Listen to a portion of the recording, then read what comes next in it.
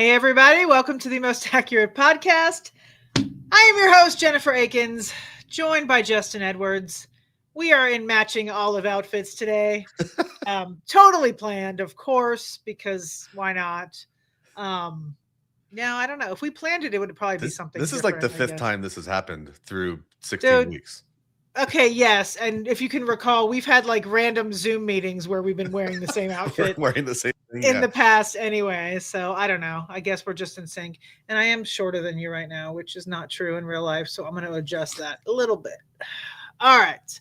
Well, welcome to the show, everybody. It is week 16, as I'm sure you all know. If you're joining us, I assume you have moved on, which is exciting. I myself have moved on in my home league. Moved Nice. on. Yes, I was the Going for the sixth. back-to-back. Yes, this will be a triple Pete if I can pull it off. I was the 6th seed though. Like I'm not gonna lie, I shouldn't even be where I am. But I trounced my opponent, which is fun. Yeah. And he was the 2 seed, I believe. So, yeah, or the 3 seed, I guess. Yeah. So anyway, I'm happy about that. I'm moving on, and honestly, like I thought my team was pretty bad, but looking at it, I'm like, I might be able to pull this off. Like I have some, I got, yeah. I mean, anyway, and funny enough, I was looking at my team over the weekend, and most of the team I actually drafted. Like usually, you end up with a completely different team, or Yeah. Now granted, there's people like Woody Marks who I did draft, who is now a starter, and but and Tyrone Tracy, like same deal. They're both right in there as they're my 2 running backs in this but hey, it works. I'm winning. Are you alive in anything? Works out. Yeah. Still alive. Got pushing some underdog teams through. Our streaming team lost by 2 points. Oh, rough. I forgot to. I'll split the $10 or $20 or whatever with you. No, it's okay. You can keep it. I forgot to check my underdog now that you said that, but I did actually win some money in a battle royale this weekend. I was live for a very big prize for a while. I was trying not to get excited because you know how that goes. Right. And then I ended up still making money, but not as high as I was. I had JSN going into the second half of the day, and he did okay, but if he would have had, a good JSN day, I would have actually probably placed in the top 10 in that battle royale. But it's always a weird feeling. You're like, well, I almost made a paycheck, and now I'm making like lunch. Yeah, yeah, I got a little more than lunch, but it wasn't much more. And like I said, I was in it for some big money for a while. And it's fun, at least when you see it like that. Right. And I was like that after the first set of games. It wasn't like the first 5 minutes, but still, always nice to win something though, right? Well, welcome to the streaming show, everyone. This is where, if you're new on week 16, right. Weird time to tune in, but welcome. great time to tune in. We go over all the streaming positions: quarterback, tight end, kicker, defense. Everyone has to be rostered in under 40% or 40% or under in Yahoo leagues in order to make the list. We will start with a quick recap of last week, as we do every week. So quarterback for me was not horrible. JJ McCarthy was my top guy, and he was the QB7 with 23.7 points. So I will take that. Then we have Tyler Shuck was quarterback 16, not horrible at 18 points. Aaron Rodgers right behind him, quarterback 17 with 17. And then Marcus Mariota was kind of a if you're absolutely desperate play, and he was the quarterback 21, not great, with 14.7. So it was, if you started my top guy McCarthy, you were happy.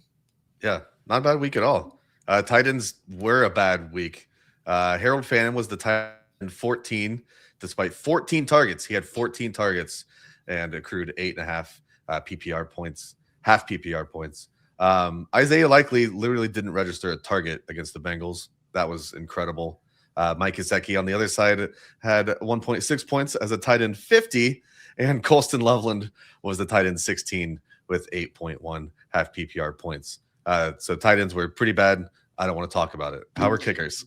All righty. Listen, it happens. Kicker was actually pretty good. It was kind of a mixed bag, but we had 2 in the top 10, which we'll always take. and they were the top 2 kickers that I recommended. So that's even better. We had Eddie Pinheiro, who was my number 1 guy, was kicker 6 with 13 points. And old thicker kicker was in there at kicker 9 with 11 points. And then Andres Borregales and Younghoe Koo were tied at kicker 16 with 7 points. So only the kicker 6 with 13 points seems weird, isn't it? That's a lot of points. It is. It was a crazy week. Jason Myers must have had how many he went 6 for 6, didn't he? He had 22 points, and then we had Jaime Fairbairn with 18. And then wait a minute. Oh, he had 13 points, Pinheiro. I'm sorry, not 16. You said that, but he's kicker 6. Oh, kicker 6. Yeah, sorry. So McManus had 16, and then Audrey and Groupie had 14, and then Pinheiro was 6 with 13. So yeah, it was a big kicker week there. And then how'd you do on defenses? Looks like you might have done a lot better, or better. Yeah. Defense is mixed bag too. I'll start off with the bad ones. 49ers ended up scoring 0 against the Titans. A lot of the Titans garbage time points, but they were only tied for defense 25. So there were quite a few defenses that scored negative. So at least we avoided that. The Cowboys only scored 1. They were tied for defense 16 with a bunch of other teams. But the Bears were the defense 2 against the Browns. They scored 18. And the Jags were the defense 5 against the Jets with 10 points. So nice.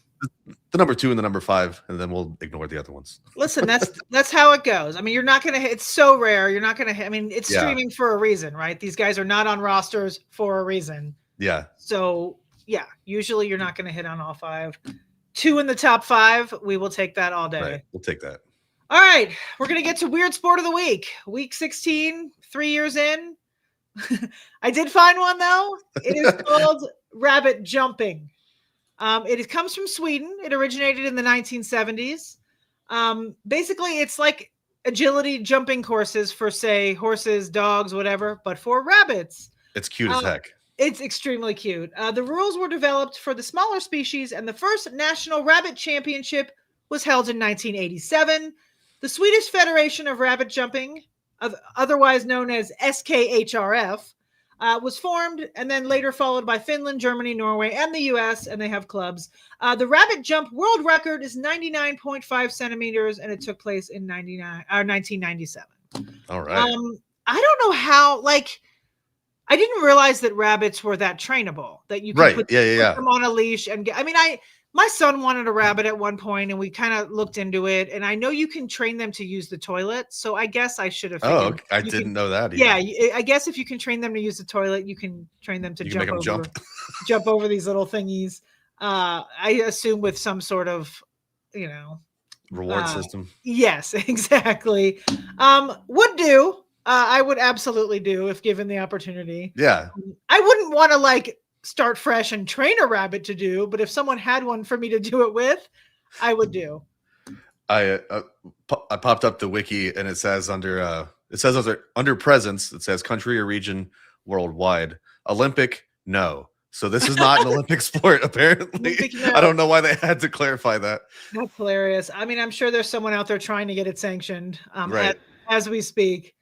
But I would totally do if I came across it. I think it's adorable. Would do. Would do. All right. So there we go. Rabbit jumping is our sport of the week. All right. Do we have any questions to start before we get into J-Main just says, what up? Hi. Okay. What up, J-Main? Let's see here. Sean Umans, 4249. Who would you start? Pick 2 for the week. Rice, Mike Evans, Michael Wilson. We don't know that Marv is out yet, right? He's still up in the air. Yeah, he's always up in the air. So Evans definitely. We've got Minshew thrown to Rice now, which is not right. Well, okay. Not great. And so the Bucs play Atlanta, who are dead last in the wide receiver adjusted fantasy points allowed. So I think Mike Evans is a must. Wilson has Houston, Carolina, I think. I'm looking at the wrong. I'm so sorry. I'm looking at last week's schedule. because it's only Tuesday morning, and Right. and I don't even So I'm looking at last week's schedule. I'm sorry about that. I do know that Atlanta is on the road, or Atlanta goes to Arizona, so Wilson will be at home against the Falcons. Yeah. And Rice gets then, the Titans, which is pretty good matchup actually. yeah, I think. And then who do the Bucks play? That's probably Carolina. Oh, you said that? Okay. They're at Carolina. All right. They all have So pretty good matchups, honestly. yeah, I mean, Minshew was not fantastic in his mild debut Yeah. at all. He had like And the one pick on his. Was that his second throw of the? yeah, of and the relief? it was a bummer. I mean, listen, he didn't need to do much to manage to get them into possibly being able to win that game, and it just didn't happen. Yeah. But that's neither here nor there now. I think I'm probably going Evans and Rice here. If and then if Marv is not back, then it's. I mean, Evans and Wilson. Are we just gonna bench Rashee Rice because of Gardner Minshew? Yeah, I mean, it's so hard to like not get super cute, but it is the playoffs, and you need. Right. I feel like the upside is there with the other two, but I don't know about benching Rice. That's a tough one. Go double Mike. Yeah, sure, double Mike. All right, one more here. Should I drop Watson or Gianti to pick up Jennings? Yeah, I would drop Watson. I don't think he's going to play this week. Yeah. And maybe not next week. Yeah, I was going to say it. I don't know that you can drop Gianti. Okay. Let's get to what we came here for, I guess, which is streaming. Yeah, streaming quarterbacks. It's a pretty good week, actually, for streaming quarterbacks. We have some decent options if you find yourself still in the playoffs without a quarterback, or if you lost Mahomes and you're scrounging now. Okay, so my first quarterback streamer of the week is JJ McCarthy on the road against the Giants. He is 36% rostered. So McCarthy has had two very solid performances against bad defenses, right? They're both bad, Washington and Dallas. He gets another bad one this week in the Giants, who are 29th in schedule adjusted fantasy points allowed. So I think he's set up to keep it rolling. I mean, bad defense. We knew coming in that he had a good schedule on the back end here, and he's healthy and back. So to me, he's the number one streamer this week due to how he's playing and the matchup. Second guy I have here is Aaron Rodgers. He is on the road in Detroit. He is 27% rostered.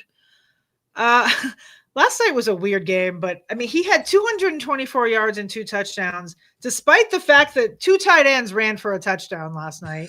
They went full Arthur Smith. I mean, yeah. So either way, he still had a good game. I mean, he still was the QB7, I believe.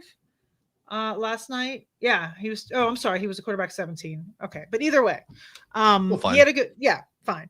He had a good game. And of course, the Lions just let Matthew Stafford torch them for 368 yards and 2 touchdowns this week. And they are 27th in schedule adjusted fantasy points allowed. So, and they're in Detroit, and, Rodgers last night did well in the cold weather, but we got a dome this week in Detroit. So he's second on the list for me. Third, we go down to Tyler Shuck at home against the Giants. He is 9% rostered. He had a pretty good game too. He had 272 yards and a touchdown. He did have 8 carries for 32 yards. This was his 4th straight game with at least 6 rushing attempts. So you're going to get that, rushing upside with Shuck there. Right. The Jets are 23rd in schedule adjusted fantasy points allowed. So they're soft and permeable. Yeah. So there's that. I threw a 4th in there. I don't love him, but we got Kirk Cousins on the road in Arizona. He is 8% rostered. He is coming off a kicker. He's I actually wrote that though. I wrote coming off a K. Yeah, it says K3 performance, but I was probably whatever. But yes, he was the quarterback 3 this past week. Arizona has lost 6 straight games, and they've allowed at least 40 points in 4 of them. So they are scoreable on as well. So I threw Permeable. Cousins in there. Yes, permeable. I threw him in there just whatever. But either way, I think McCarthy, Rogers, and Shuck, that gives you 3 pretty solid options. They're probably all there. They're all, well, McCarthy maybe, I don't know, he's 36% rostered, but the not in my league people, I don't know. If he's not there. You got a couple other options then. Yes, we have options. So there you go. Yeah, there's quarterback. Would you like to go into tight end and then we'll do some more? Absolutely. As an aside, I can't wait to draft Tyler Shuck next year when they don't draft a quarterback. It's going to be great. Oh, yeah, in like the 15th round. Perfect. Yeah, it's going to be amazing. Yeah. On to tight ends. Our top stream of the week is his old man Waller. Darren Waller fell back into the streaming range after last week, like after my article, after our show, whatever. A bunch of people dropped him after week 14. And then they're probably pretty sad after they played any of the streamers from last week after Darren Waller scored twice in the fourth quarter last night. He had 2 catches heading into the fourth quarter and then left with 8 catches, I think, and the 2 touchdowns. Wow, that's a 2025 Darren Waller game. Yeah, exactly.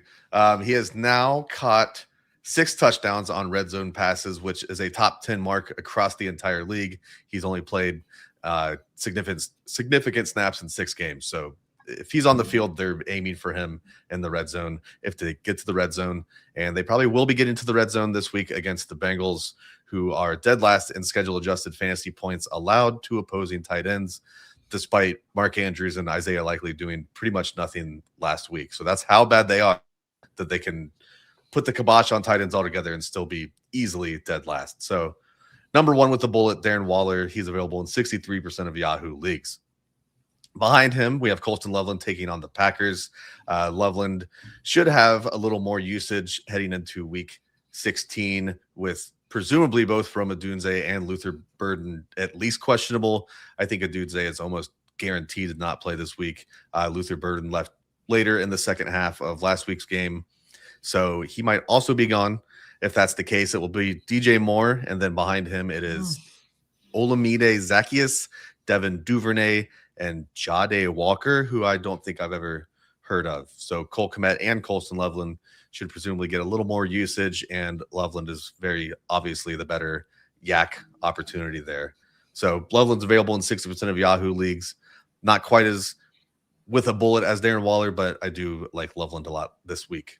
If you have to go deeper, we've got Colby Parkinson, who I don't think I've mentioned this entire year because I keep thinking, oh, that's a fluke. Oh, that game was a fluke too. That game was a fluke too. But now he's got 6 touchdowns in the last 6 games. So it's not a fluke anymore. We saw Devontae Adams leave the game with a hamstring injury that looked more serious than I guess it is. He's week to week. It looked like he was going to miss the rest of the season. Yeah, he did not seem like he was he didn't move for a while. Yeah, he didn't seem happy for a few. But then they called him week to week. So he's presumably out until the playoffs. They've locked a playoff spot, if not their seed quite yet. Devontae Adams, obviously that red zone goal line maven with Matthew Stafford at the helm. And if he's out, the 6'6" Colby Parkinson could continue to go on this crazy touchdown run. So I think he's a good, maybe not even a touchdown or bust option because he had 75 yards last week. So just a good all-around option. He's available in 96% of leagues. So if you can't get Waller or Loveland, I would go with Parkinson. And then just kind of a throw in because I wanted to have 4 guys in here. I'll throw Chikakonkwo out again. Very much the 4th option in this list of 4 names. And I probably could have gone with another option here, but he's a avoid a goose egg guy. I mean, if you're in like a 16-team league, you could certainly do worse than a Okonkwo, but he's very far behind Waller, Loveland, and even Parkinson. If you need to go Okonkwo's way, he is available in 84% of Yahoo leagues. Sounds good. I like it. That works for me. Okay. You got any more cues? Yes. Questions? Let's see. We've got some comments. Jennings or Olave at flex this week? Pearsall is once again questionable. If he's out, then I'd say it's definitely Jennings. And if he's in, then I would probably lean Olave. What do you think? Well, I seem to not have Yeah, that sounds great. Let me just I don't even have the schedule pulled up because I'm an idiot. Yeah, let's do a podcast about football and not have the week schedule pulled up in my on my thing. So I don't even know who. Okay, the Jets. I did know that actually. You knew that. I did. And then San Fran gets the Colts Yeah, at Indy. yeah, which I like. You like that? Ooh, yeah. And Shuck, yeah, of course. I sat there and talked about Tyler Shuck, and then I sit here and say I don't know who's playing. Yeah, I like them both. That's really I difficult. know. Like you said, if Pearsall's out, then maybe Jennings. If not, then maybe Olave. Yeah, I that think might works. be the decider. I mean, both are Yeah. good. I don't Yeah. think they're both wide receiver twos.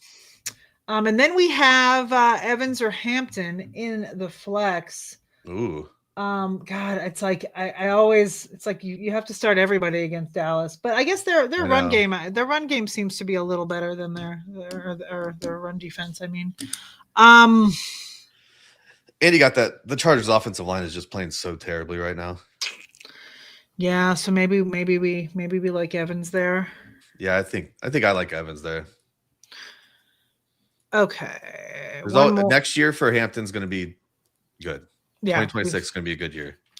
We got one more here from Fighting Solves Everything. I have Burrow. I'm now considering getting Jacoby Brissett. Which to start?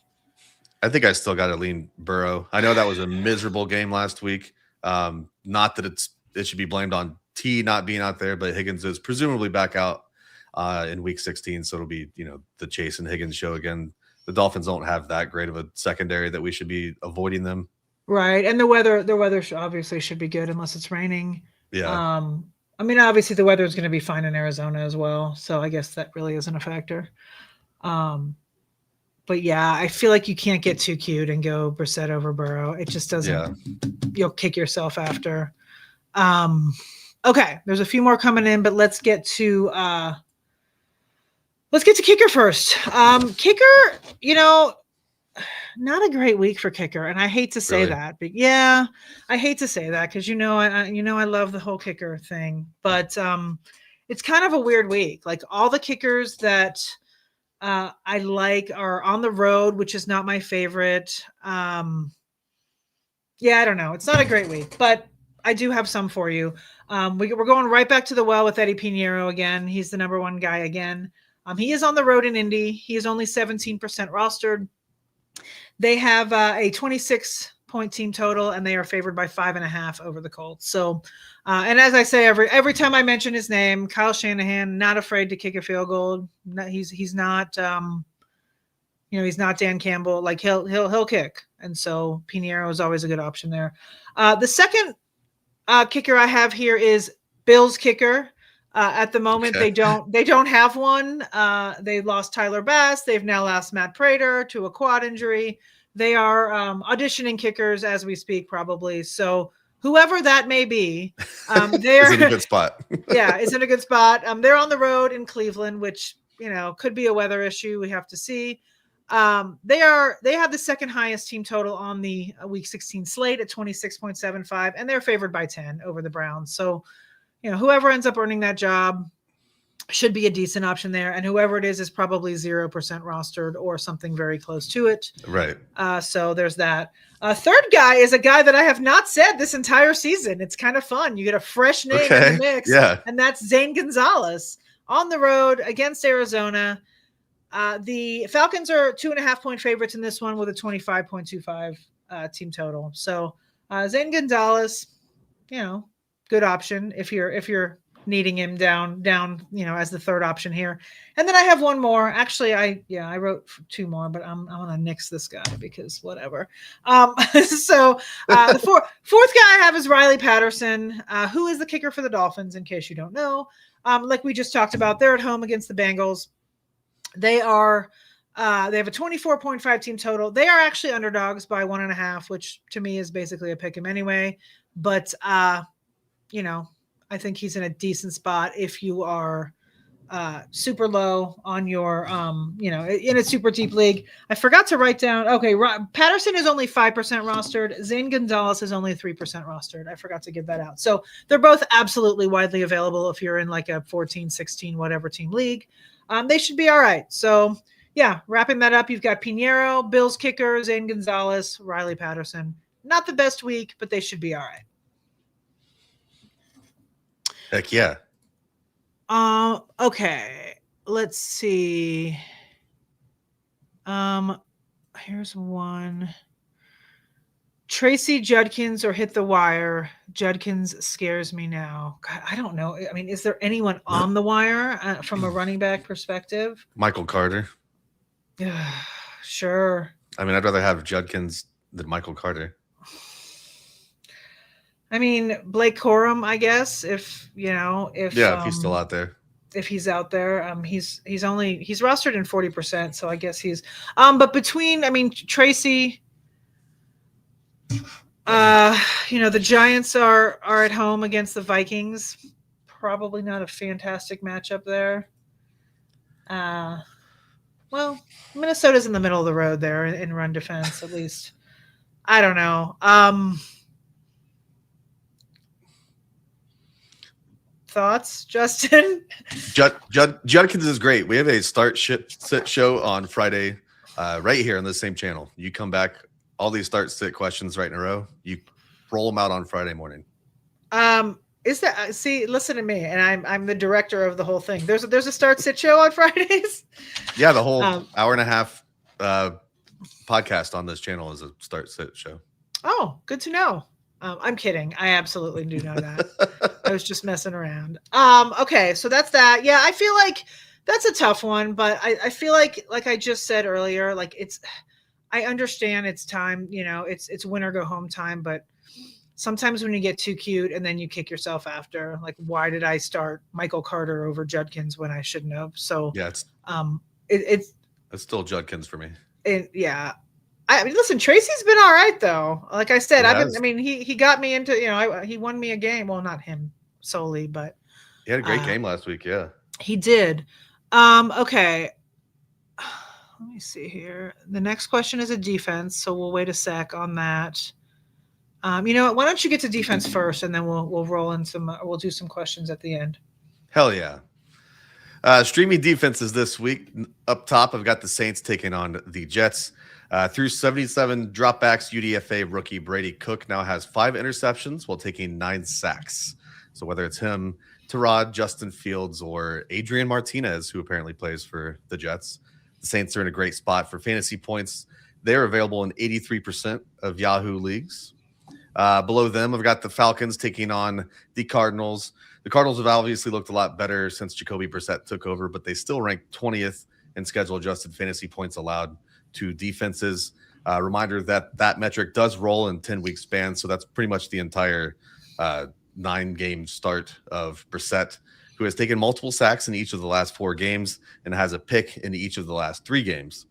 The Falcons are currently 3rd in the league behind only the Broncos and the Browns with 3.4 sacks per game. So the Falcons looking pretty good. They're available in 79% of leagues. If you need to go deeper than that, the Bengals are heading over to Miami. Cincinnati could get underwhelming rookie Shamar Stewart back. The Dolphins are still projected for a ton of points here. But Tua has taken at least 3 sacks in 3 of the last 4 games and leads the league with 15 interceptions. So hopefully we get a bounce back game here from the Bengals offense that forces the Dolphins to take to the air early and often. Miami ranks 25th in defensive AFPA. So if the Bengals can get anything going here, they're a pretty decent start, and they're available in 97% of leagues. And finally, we have the Giants defense taking on Minnesota. JJ McCarthy obviously coming off that fantastic game last week. So we'll see if that was a flash in the pan or not. The Vikings have allowed the 5th most sacks on the year, with McCarthy heavily to blame for a lot of that. They should be a nice floor play against the Vikings team that ranks 31st in schedule-adjusted fantasy points allowed to opposing DSTs. So to put a bow on that, we have the Saints at 17% rostered, the Falcons at 21% rostered, the Bengals at 3% rostered, and the Giants have 5% rosters. So a lot of lowly roster defenses here for you to look into to stream in week 16. Sounds good. I like it. I'm a weirdo. Right now I'm carrying 3 defenses in my home league. Because I 3. Well, I have Houston, blocking? right? Yeah, I'm blocking. Yeah. I mean, I have Houston, and then I actually I can't remember who the third one is, but I picked up the Saints like just because I didn't want anyone else to get them for the playoff run. Right. But I'm not going to start them over Houston. It's just not, So yeah, I'm just hanging on to them, and I have a third one. I can't remember who it is right now, but best offense is a good defense, right? Especially when it comes to the, I'm going for the three-peat here. All hands on deck. All right, so let's answer a couple questions here. There was a defense. Oh, this one. Saints, Chiefs, Vikings.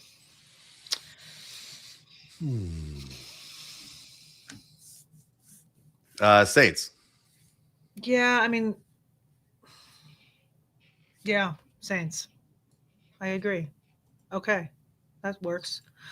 Let's see here.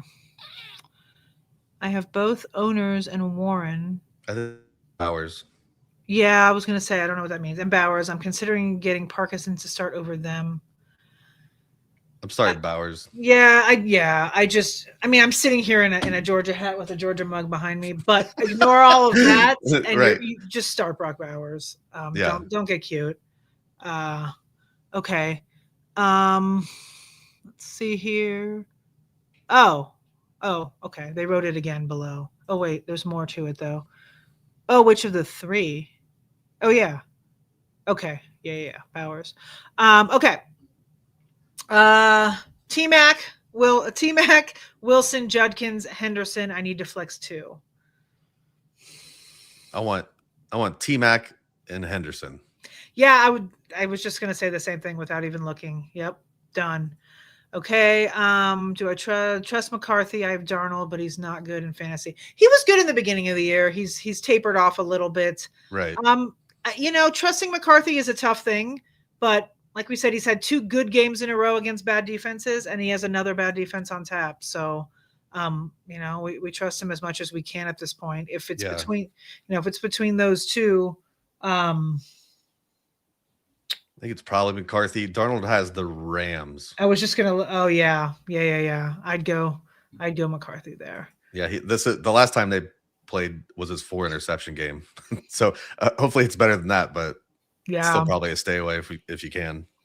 And I think that's all the questions. I think J-Main's letting us know that they will be here for the Start Sit show. Heck yeah. Tell them we sent you.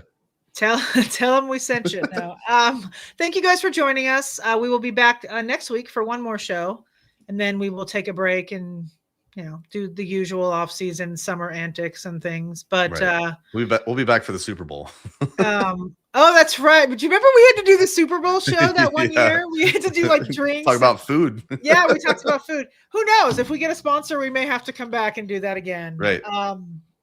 But anyway, thank you all, for joining us. We do appreciate it. Please go to 4for4. Check out all the content that's up there. We have a ton.